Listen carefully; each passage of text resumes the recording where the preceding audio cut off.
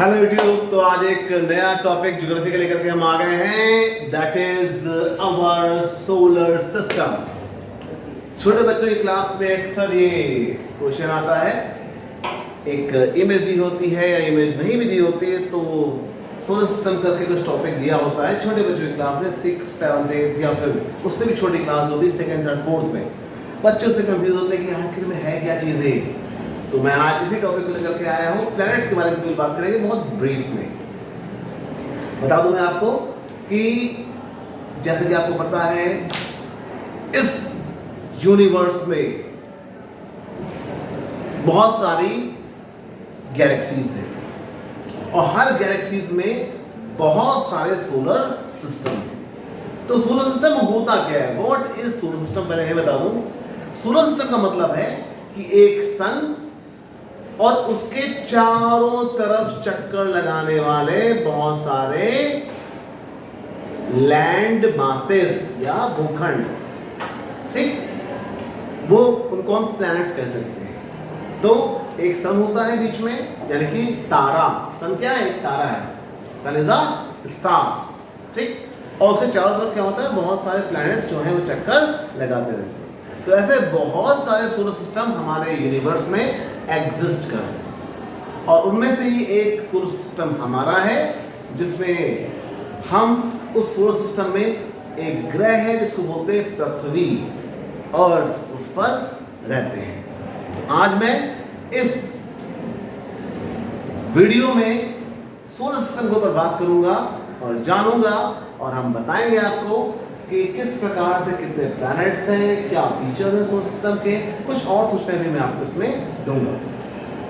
सबसे पहले आता है, ये हमारा सन है, आप देख सकते हैं सन है ये, और सन से दूरी के क्रम में ये सारे के सारे प्लैनेट्स अरेंज किए गए। सबसे पहला क्वेश्चन आता है कि हमारे सोलर सिस्टम में कुल कितने ग्रह हैं, how many planets existed in our solar system. ध्यान रखिए कि मैं पहले बता चुका हूं कि बहुत सारे सोलर सिस्टम हर गैलेक्सी में होते हैं, हम अपने सोलर सिस्टम की बात कर रहे हैं, ठीक। तो उसकी बात करें तो हम देखते हैं कि काउंट कर लेते हैं, 1, 2, 3, 4, 5, 6, 7, 8, यानी कितने प्लैनेट्स हैं हमारे पास? हमारे सोलर सिस्टम में टोटल 8 प्लैनेट्स हैं। 1, 2, 3, 4, 5, 6, 7, 8। क्लियर सभी को? Okay, done. अब मैं बात करता हूं कि ये बहुत सारे प्लैनेट्स हैं, इनमें सबसे बड़ा प्लैनेट कौन सा है? कौन सा बताइए? हाँ बच्चों, ध्यान से देखो इसे, सबसे बड़ा दिख रहा है आपको? ये 5th नंबर वाला, दैट इज, क्या नाम लिखा है? जुपिटर। क्या नाम लिखा है? जुपिटर। क्लियर है? तो सबसे बड़ा साइज वाला कौन सा हो गया? जुपिटर, ठीक।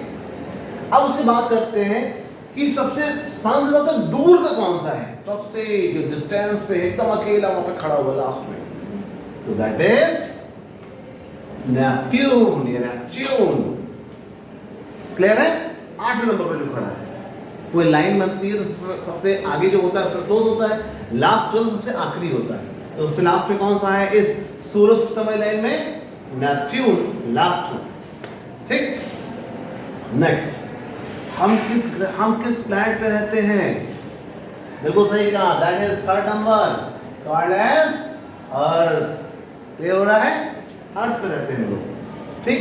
अर्थ पर क्या क्या चीजें हैं हम कमिंग वीडियो में बताएंगे आपको, कि अर्थ पर कितने महाद्वीप हैं यानी कॉन्टिनेंट्स हैं, कितने महासागर हैं, और महाद्वीपों पर एक एक करके हम लोग चर्चा करेंगे आगे आने वाले वीडियोस में। अभी हम कुछ और केवल सोलर सिस्टम पे फोकस कर रहे हैं। नेक्स्ट आता है इसके बाद कि सन से सबसे पास का प्लैनेट कौन सा, which is the closest planet from the sun? The answer is, first number पे कौन सा रहा बच्चों बताओ? That is Mercury. इसको हम हिंदी में बोलते हैं बुध। ये जो आज वीडियो हम कर रहे हैं, निश्चित रूप से आपको, भले ये टॉपिक 2nd, 3rd, 4th के बच्चों का हो, लेकिन ये क्वेश्चंस, इनमें से एक नए क्वेश्चन आपको जरूर निश्चित रूप से CUET की परीक्षा में मिलेगा ही मिलेगा, या फिर कोई कॉम्पिटिटिव एग्जाम में यहाँ तक कोई क्वेश्चन जो मैं आज डिस्कस कर रहा हूँ मिलना तय है, आप इसको छोड़ नहीं सकते इस टॉपिक को। नेक्स्ट आता है इसके बाद एक क्वेश्चन आता है कि विच is the hottest planet existed on this in this solar system. तो आपके हिसाब से सबसे क्लोज कौन सा है? मरकरी है, बट मरकरी सबसे हॉटेस्ट नहीं है। सबसे हॉटेस्ट कौन सा है? That is the second one called as Venus, called as Venus. Clear है? नेक्स्ट बात करते हैं हम लोग, ये तो हॉटेस्ट की बात होगी। अब कहता है कि सबसे कोल्डेस्ट कौन सा है? कोल्डेस्ट मतलब यानी कि सबसे ठंडा कौन सा है? बहुत ज़्यादा ठंड होती है। जैसे आप बात करें हम अगर जो पहाड़ी इलाकों में चले, यहाँ पर बर्फबारी होती है तो ठंडक पड़ जाती है ना, तो वैसे ही बात की जाती है कि सबसे ठंडा कौन सा है। तो इस सीक्वेंस के हिसाब से सबसे आखिरी में कौन है? नेपट्यून है। तो नेपट्यून को सबसे ठंडा होना चाहिए क्योंकि सूरज की सबसे ज़्यादा दूरी पे है, वो सबसे उसका डिस्टेंस ज़्यादा है, तो सबसे ठंडा कौन है? नेपट्यून। लेकिन नेपट्यून सबसे ठंडा नहीं है। सबसे ठंडा कौन सा है? That is Uranus. क्लियर हो रहा है सभी को? Uranus is the coldest planet of our solar system. Next आता है इसके बाद, जैसे जो ग्रह होते हैं, प्लैनेट्स होते हैं, उनके चारों तरफ कुछ लैंड मासेस या भूखंड चक्कर लगाते हैं, उनको बोलते हैं सैटेलाइट्स, नेचुरल सैटेलाइट्स। ठीक? तो अर्थ का जो नेचुरल सैटेलाइट है वो है मून, हमारा चंद्रमा, वो नेचुरल सैटेलाइट है। तो वैसे ही जो अन्य ग्रह हैं उनके भी अलग अलग नंबर ऑफ सैटेलाइट्स हैं। तो हम देखते हैं कि सबसे ज्यादा सैटेलाइट्स किस प्लैनेट के हैं? द आंसर इज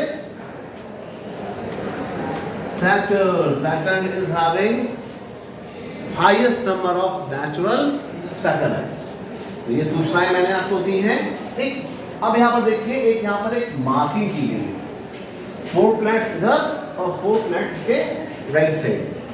तो जो ये मार्किंग की गई है from mercury, Venus, earth and Mars, यहाँ तक जो प्लैनेट्स हैं उनको बोलते हैं, इसको बोलते हैं इनर सोलर सिस्टम।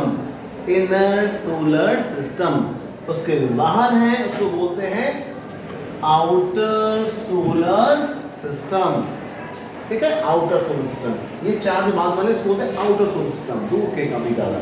एक चीज और ध्यान रखिएगा, मार्स और जुपिटर, इन दोनों के बीच में जो लाइन बनी हुई है, यहाँ पर बहुत सारे छोटे छोटे क्या हैं?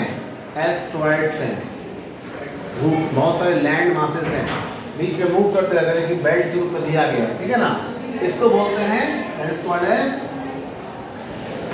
Asteroid belt. एस्ट्रॉयड बेल्ट उसको बोलते हैं। ठीक है, तो ये चीजें सोलर सिस्टम से जुड़ी हुई थी जो मैंने आज छोटे बच्चों के लिए शूट किया है। कमिंग टाइम में ऐसे और भी वीडियोस छोटे बच्चों के लिए जो जानना चाहते हैं, इंग्लिश थ्रू ज्योग्राफी को समझना चाहते हैं, या साइंस का ये टॉपिक है यूनिवर्स से जुड़ा हुआ, तो उनके ऐसे छोटे छोटे वीडियोस हम बनाते रहेंगे।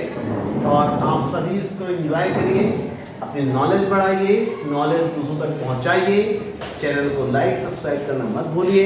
मिलेंगे अगले वीडियो में, तब तक के लिए नमस्कार, जय हिंद, जय भारत।